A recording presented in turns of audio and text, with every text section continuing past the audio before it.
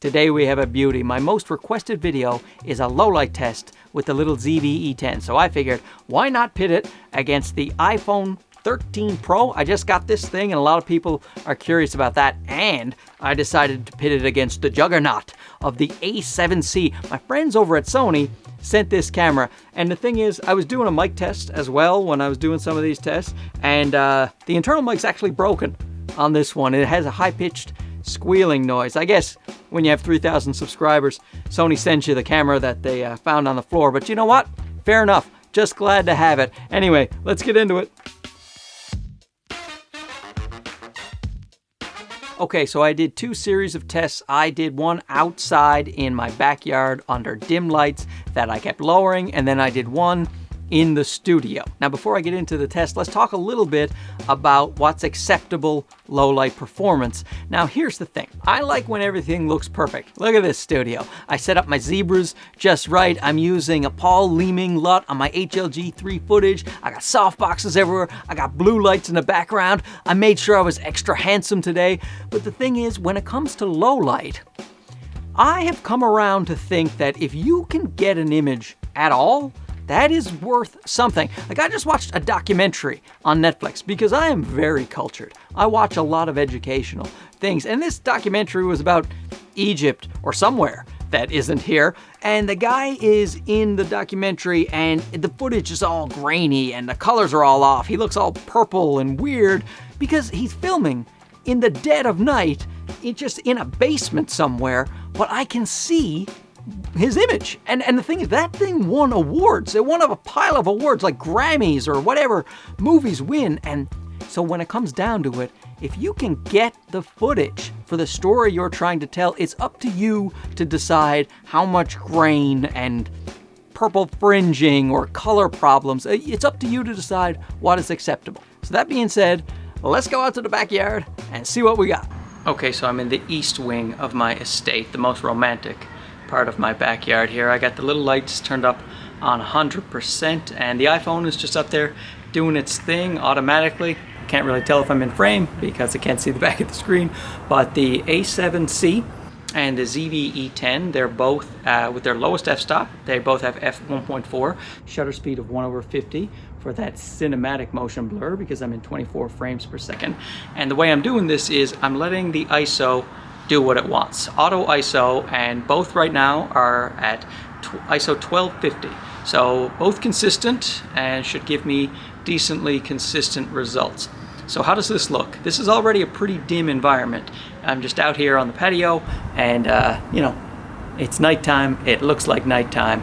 I don't know how the iPhone is holding up, but hopefully it's okay. I have it in HDR to give the biggest possible dynamic range.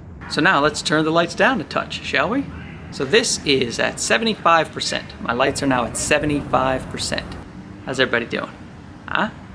Want to go down a little more? Now the lights are at 50%. And I have ISO 5000 on the ZV-E10, ISO 5000 on the A7C. Lights are on 30% here. We're at 12,800 on the A7C and also the ZV-E10. So how is that doing? Huh? And just for fun, let's just turn off the lights. Okay, so I am standing in the dark right now and I've turned the lights off. So that sky that looks a bit blue over there, that is just not real, that is black. So the camera is seeing in the dark, and I don't know if this will be usable at all, but why not? We are at ISO 32,000, which is the max of the ZV-E10's native ISO range of 100 to 32,000. Now the A7C can go higher than that. iPhone, I have no idea what you look like, but I'm pretty sure this isn't working for you. And just for fun, we maxed out the A7C at 102,400 ISO. So, I mean, I can't make it any darker here, but still, I just bumped up the ISO to see what that looks like. All right. Okay, so obviously the A7C is magic, and the little ZV-E10 fared quite well. The iPhone, with the first part of the test, it did okay. The image was a little soft and it lacked some detail, but you know, the colors were on point and I would be fine with that image. Now, as I started to turn down the lights, it struggled mightily. But again, that was a very dim environment. And if you get to a place where there's no light at all, you can always try this with your iPhone. Let's watch. So the one thing you can do on your iPhone in the dark is use the flash that is included on the camera. Now, unfortunately, you have quite a bright light shining in your eyeball, and if you're somewhere where you can't use the light, then you're out of luck. I mean, it's not ideal, but it gets the job done.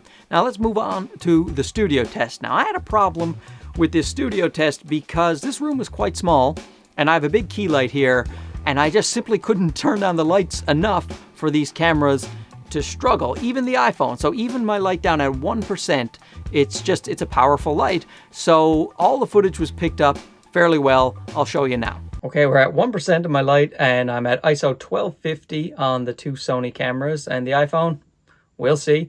But yeah, this is as low as I can go in the studio until I turn it off.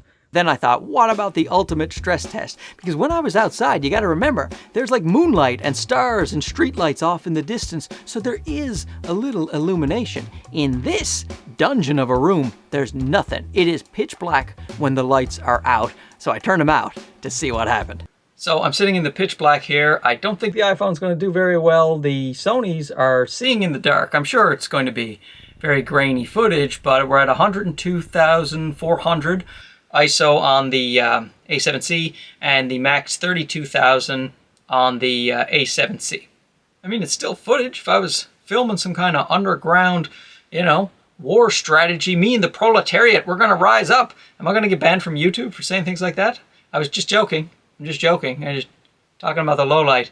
Anyway, it's good. So obviously the iPhone is a non-starter here, and the ZV-E10, the footage looked terrible, but it was footage. You could see it. The A7C, I mean, like, the two cameras, the ZV-E10 and the A7C, are literally seeing in the dark, and that is pretty cool when you think about it. The A7C obviously does a better job. It has a higher ISO range. You can turn it up more. It's got that bigger full-frame sensor. But I tell you what, I could have stuck either of those in that Egypt documentary, but then I thought, what about one more test? Let's say you're an amateur YouTuber, and you're just a blithering idiot. You don't know anything about lights. You don't know anything. I'm sorry, I'm kidding. I was like that a few years ago. We all learn, but let's say you're just starting out, right? I figured, why not? I'll just throw a light on at the end of my hallway, and then I'll see how the cameras do. Now, the last thing I'll do is I just turned on a light at the end of my hallway there, and that is the only thing lighting me up right now.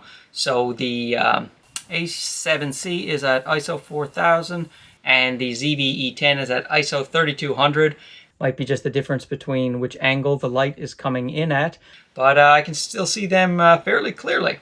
Now, once again, the A7C killed it, and the ZV-E10, it's up to you to decide if it was usable. You certainly could see it, and the iPhone, I thought, struggled a fair bit compared to the ZV-E10, but I gotta tell you, I thought that this would do a lot worse than it did, because this is all about the sensor sizes, I mean, there is some computational formulas that go into it, but the fact is the iPhone has a tiny little sensor, the APS-C is much larger, and the full frame is even larger. So those larger sensors, the sensors are larger, they're going to be better at gathering light. It's one of the reasons that the phones, certainly nowadays, are still not up to the task of mirrorless or DSLR cameras or cinema cameras, but they are getting really good, and it's an exciting time. Like, I take this around mostly for family stuff, but I want my family stuff to look good too. The fact is, I'm not going to be watching these YouTube videos, in a few years when I'm 85, I think it's like 7 years from now. I'm not going to watch these YouTube videos, but I will watch the videos and photos of my family. So the fact that the iPhones are doing such a great job, that will pay dividends for me in the future. And if you do it right, you can get excellent, amazing footage out of these things. Just personally, for me, I am not going to be trading in any mirrorless cameras anytime soon. Plus, I have a camera channel, so that would be idiotic. Stupid. Anyway, don't forget to like, subscribe, leave a comment, ask a question if you got one. I really appreciate you watching. We'll see you soon. Okay, bye-bye. That was romantic in the backyard, wasn't it? I fell in love with myself all over again.